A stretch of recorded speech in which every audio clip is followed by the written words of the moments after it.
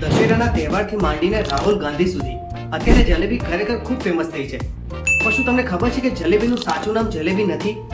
હા, આજે આપણે આ વિડીયોમાં જલેબીનું સાચું નામ, જલેબીને અલગ અલગ દેશોમાં કયા નામથી ઓળખવામાં આવે છે અને જલેબીનો ઇતિહાસ શું છે વગેરે વિગતો આજે આપણે આ વિડીયો દ્વારા જાણીશું.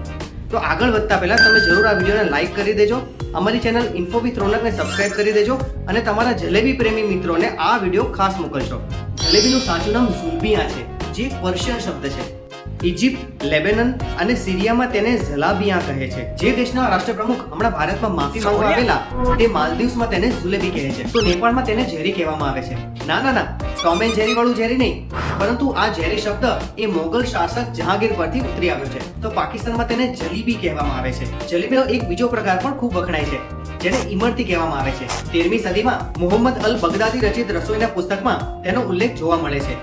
તો યહૂદીઓ કહે છે કે તે પહેલા પણ તેમના બાપ દાદા જલેબી આરામથી આરોગતા હતા. તો ભારતીય સાહિત્યમાં જલેબીનો સૌપ્રથમ ઉલ્લેખ જૈન ગ્રંથ પ્રિય કર્ણપ કથામાં મળી આવે છે. આમ આ પરથી એટલું તો કહી શકાય કે જલેબી ઓછામાં ઓછા ભારતમાં 500 વર્ષથી રાજ કરે છે. જેમ કે બાળકના જન્મ પર લોકોને મીઠાઈ સ્વરૂપે જલેબી આપવામાં આવે છે. સવારમાં દૂધ સાથે જલેબી ખાવામાં આવે છે. તો તમે આ મહિનામાં જલેબી ખાધી કે નહીં, અમને તમે કોમેન્ટ બોક્સમાં જરૂરથી જણાવજો.